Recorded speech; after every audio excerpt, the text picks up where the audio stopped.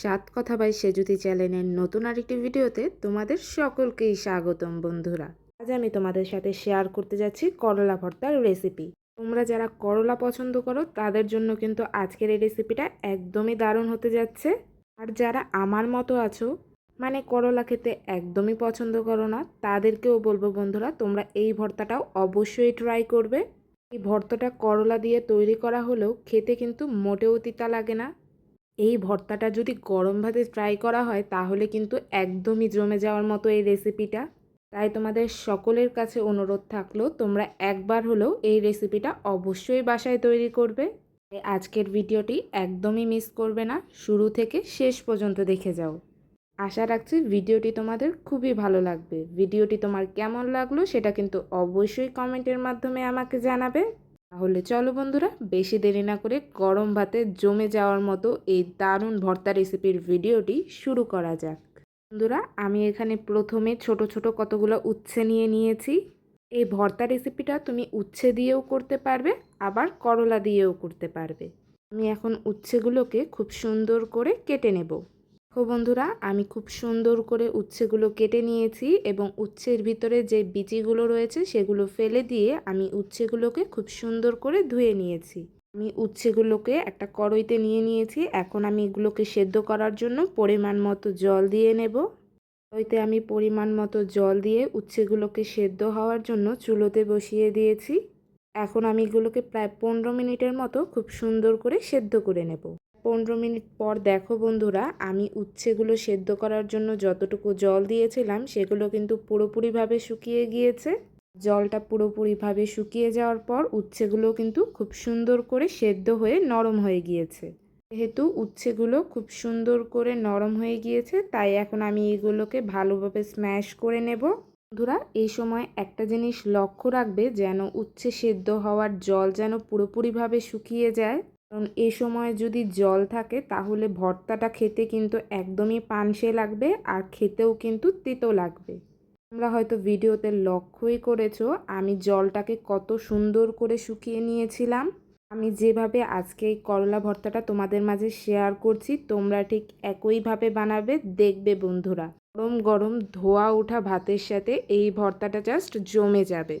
আমার চ্যানেলে কিন্তু তোমরা এই সকল রান্নার পাশাপাশি আরও দুর্দান্ত সকল রান্নার রেসিপি পেয়ে যাবে। সকল রান্না ঘরোয়া উপকরণে তৈরি হবে আর একদমই ঘরোয়া স্টাইলে, কিন্তু স্বাদ পাবে একদমই রেস্টুরেন্টের মতো। এছাড়াও বন্ধুরা, আমি কিন্তু আমার রান্নার চ্যানেলে রান্নার রেসিপির পাশাপাশি তোমাদের মাঝে অনেক ট্রিক্স শেয়ার করে থাকি। এতে করে আমি যখনই তোমাদের মাঝে নতুন কোনো রেসিপির ভিডিও শেয়ার করব, তার নোটিফিকেশন সবার আগে তোমার ফোনেই আসবে। তাই আমার চ্যানেলটি যারা এখনও সাবস্ক্রাইব করোনি তাদেরকে বলবো শীঘ্রই আমার চ্যানেলটিকে সাবস্ক্রাইব করার মাধ্যমে তোমরা আমার ফ্যামিলি সদস্য হয়ে যাও। আমি আমার চ্যানেলের সকল সদস্যদেরকে নিয়ে আরও বহুদূর পথ এগিয়ে যেতে চাই। বন্ধুরা, তোমরা হয়তো লক্ষ্যই করেছো আমি কিন্তু উচ্ছেগুলোকে খুব সুন্দর করে স্ম্যাশ করে নিয়েছি।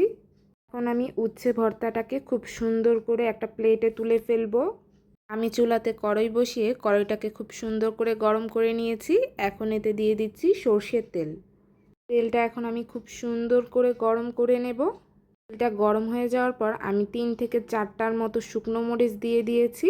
আমি এখন এই শুকনো মরিচগুলোকে খুব সুন্দর করে লালচে করে ভেজে নেব।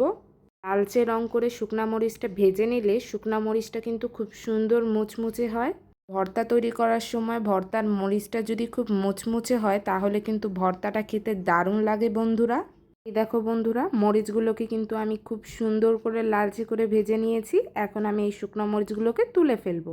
শুকনো মরিচটা তুলে ফেলার পর আমি এখন এই তেলে দিয়ে দিব কুচো করে কেটে রাখা পেঁয়াজ। পেঁয়াজটাকে আমি হালকা বাদামি রং করে ভেজে নেব বন্ধুরা। পেঁয়াজটা যদি হালকা বাদামি রং করে ভেজে নেওয়া যায় তাহলে পেঁয়াজটা থেকে কিন্তু খুব দারুণ একটা ফ্লেভার ছড়ায়। পেঁয়াজটা ভাজার সময় বন্ধুরা তোমরা তোমাদের চুলার আঁচটাকে একদমই মিডিয়াম রাখবে। চুলার আঁচটা যদি খুব বেশি হাই থাকে তাহলে পেঁয়াজটা পুড়ে যাওয়ার সম্ভাবনা থাকবে, তাহলে কিন্তু সেই পেঁয়াজ দিয়ে তৈরি করা ভর্তাটা খেতে একদমই ভালো লাগবে না। পেঁয়াজটা যতক্ষণ ভাজা হচ্ছে ততক্ষণে আমি মরিচটাকে গুঁড়ো করে নেব। এখানে দিয়ে দিচ্ছি পরিমাণ মতো লবণ। আমি লবণটা দিয়ে লবণের সাথে শুকনা মরিচটাকে খুব সুন্দর করে গুঁড়ো করে নেব। বন্ধুরা, মরিচটা গুঁড়ো করার সময় তোমরা বুঝতে পারবে মরিচটা তোমরা কত মুচমুচে করে ভেজে নিয়েছো। মরিচটা গুঁড়ো করে করলার সাথে মরিচের গুঁড়োটাকে খুব সুন্দর করে মিশিয়ে নেব। বন্ধুরা, তোমাদের মধ্যে যারা যারা করলা খেতে পছন্দ করো তারা কিন্তু অবশ্যই আমাকে কমেন্টের মাধ্যমে জানাবে। আমি তোমাদের মাঝে আরও অনেক ধরনের ভর্তার রেসিপি শেয়ার করব। তোমরা কিন্তু অবশ্যই তোমাদের পছন্দের ভর্তার কথাটা আমাকে কমেন্টের মাধ্যমে লিখে শেয়ার করতে পারো। আমি অবশ্যই চেষ্টা করব তোমাদের পছন্দের ভর্তার রেসিপি তোমাদের মাঝে তুলে ধরার জন্য। আমি এখন খুব সুন্দর করে মরিচের গুঁড়োটা করলার সাথে মিশিয়ে নিয়েছি বন্ধুরা। তাহলে চলো বন্ধুরা, এখন ঝটপট পেঁয়াজ ভাজাটাও দেখে নেওয়া যাক। বন্ধুরা, এইদিকে পেঁয়াজটাও কিন্তু আমার হালকা বাদামি রং চলে এসেছে। পেঁয়াজটাকে আমি খুব বেশি সময় ধরে ভাজবো না, এতে করে কিন্তু পেঁয়াজের আসল গন্ধটাই চলে যাবে। তাই এখন আমি তেলের মধ্যে উচ্ছেটা দিয়ে এটাকে খুব সুন্দর করে ভেজে নেব। বন্ধুরা, উচ্ছে ভর্তাটার সাথে আমি পেঁয়াজটাকে খুব সুন্দর করে মিশিয়ে নেব। আমি ভর্তাটাকে প্রায় 2 থেকে 3 মিনিটের মতো সর্ষের তেলে খুব সুন্দর করে ভেজে নেব।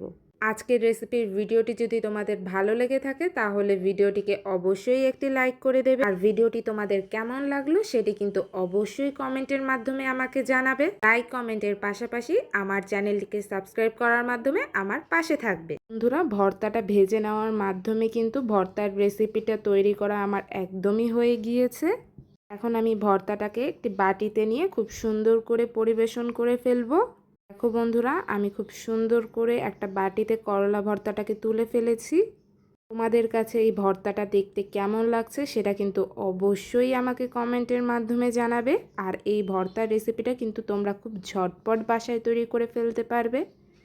খেতে যে কতটা মজা লাগে সেটা আমি তোমাদের বলে বোঝাতে পারবো না। তাই তোমাদেরকে বলবো তোমরা একবার হলেও গরম ভাতে এই ভর্তাটা অবশ্যই ট্রাই করবে।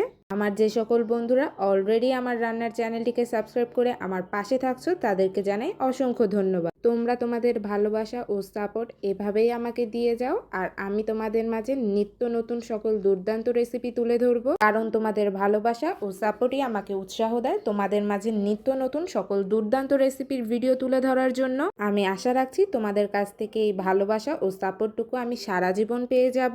আজকের ভিডিও এতটুকুই ছিল। দেখা হবে অন্য কোনো একদিন নতুন কোনো দুর্দান্ত রেসিপি নিয়ে। ততক্ষণ সবাই ভালো থাকবেন এবং সুস্থ থাকবেন।